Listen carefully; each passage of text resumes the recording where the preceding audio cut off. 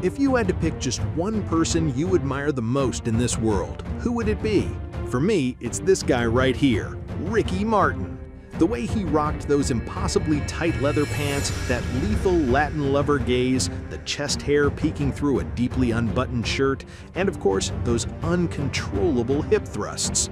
Honestly, how could you not love the man? One look at those hips in motion and it's enough to leave anyone, well, absolutely dizzy. Alright, jokes aside, let's get down to business. The people we look up to and idolize aren't always the noble, flawless figures we imagine them to be. In fact, history is littered with individuals whose real-life personalities completely failed to live up to their legendary reputations. Frankly, some of them were just terrible human beings. Welcome to today's episode of Flat Archive, the rock-bottom personalities of history's greatest figures. Let's dive right in. Ludwig van Beethoven. He is universally revered for his artistic soul, composing countless masterpieces even as he lost his hearing.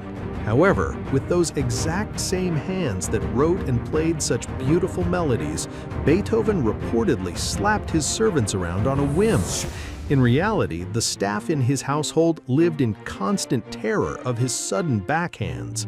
As his hearing began to fade, his temper grew even more vicious, and he would constantly scream at his servants to speak up. He was also the ultimate Karen to the waiters at his favorite restaurants. He would throw absolute tantrums over the taste of his food, even chucking his meals directly into the servers' faces. And if fellow musicians ever dared to critique his work, he'd go on a profanity-laced tirade, screaming, "How dare you, pathetic mortals, lecture the god of music!" The writer Bettina von Arnim, with whom Beethoven interacted frequently, once wrote this in a letter to a friend: "It is quite obvious that Beethoven believes his authority surpasses even that of the emperor." Richard Wagner. Wagner was an absolute master at financially milking his biggest fans. Ludwig II, the King of Bavaria, watched one of Wagner's operas and instantly became the ultimate fanboy. And as a monarch, his idea of a super chat was on a whole different level. He literally built a massive, extravagant castle entirely themed around Wagner's work. Deciding to fully leech off the king, Wagner played him like a fiddle by composing music with the king as the hero, and then used the extorted funds to live a life of outrageous luxury. Royal advisors begged the king to banish Wagner, but the king only kept him closer, fueled by blind infatuation. Thanks to this delusional loyalty, Wagner practically wielded the power of the second-in-command in Bavaria. Later, after the king was forced to abdicate, Wagner had the sheer audacity to say this: "Great art is impossible in an unheated attic." Vincent van Gogh. First of all, he was a severe alcoholic. He practically lived on absinthe, a notoriously potent and highly intoxicating spirit. Whenever he drank, he completely lost his control of his emotions and would go on massive destructive rampages. He was especially violent toward his fellow painter Paul Gauguin. Gauguin once recalled he narrowly dodged glasses thrown by Van Gogh on more than one occasion. Once, when Gauguin finally had enough of his drunken antics and stormed out to cut ties, Van Gogh actually chased after him wielding a razor blade. Unable to actually bring himself to kill his friend, he returned home and slashed off his own ear instead. Van Gogh frequently caused scenes at local bars, screaming his lungs out and smashing plates to pieces. The townsfolk, unable to tolerate it any longer, actually submitted a petition to the authorities, branding him a public menace and demanding he be locked away. As his alcoholism worsened, compounded by seizures and severe depression, Van Gogh was eventually committed to an asylum. But even in the hospital, he was completely out of control, frequently assaulting the nurses who were trying to care for him. James Joyce, the author of Ulysses, widely considered the greatest novel of the 20th century. With those same hands praised for their God-given writing talent, he reportedly wrote incredibly explicit, filthy letters to numerous women. On top of that, he was a shameless voyeur. To make matters worse, Joyce had a partner named Nora, whom he lived with for 27 years before finally marrying her in his later years. Nora was the sole breadwinner when his books weren't selling, and she took care of all the household chores so James could focus entirely on his writing. Not only that, when his eyesight failed him later in life, she edited his manuscripts for him and spent her evenings reading newly published books aloud to him.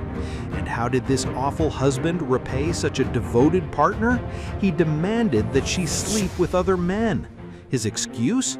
He claimed he needed to feel true, burning jealousy so he could channel it into his literature. Talk about a toxic creative process. Robert Schumann. First off, after tying the knot, this guy confessed to his wife that he was homosexual. After dropping that bomb, he just blatantly started having affairs right out in the open. Among musicians, it was widely agreed that the wife, Clara, was far more talented than her husband. Schumann was so fiercely jealous of Clara's genius that he infamously banned her from even playing the piano in their own home. The only exception was that Clara was allowed to play his compositions, but even then he would viciously scold her, claiming she wasn't playing his music perfectly. Unable to hide his deep-seated inferiority complex, this petty husband once threw such a fit that he slammed the piano lid down, injuring his wife's fingers in the process. Immanuel Kant, who left a massive footprint on Western philosophy, reportedly threw absolute hysterics over the slightest noise while he was working at home. He forced his entire household to walk on eggshells, literally tiptoeing, and dictated that they only communicate in whispers. Similarly, the great German writer Johann Wolfgang Goethe was such an extreme textbook patriarchal tyrant that he ruled his home with an iron fist. He even forced his adult married son, who lived in a separate house, to come over every single morning just to greet him. And if there was a dinner party, he'd make his son stand up and recite celebratory poems to the crowd on his behalf. Living under such suffocating oppression, Goethe's son began to openly express his hatred for his father, and tragically passed away from alcoholism at the young age of 40.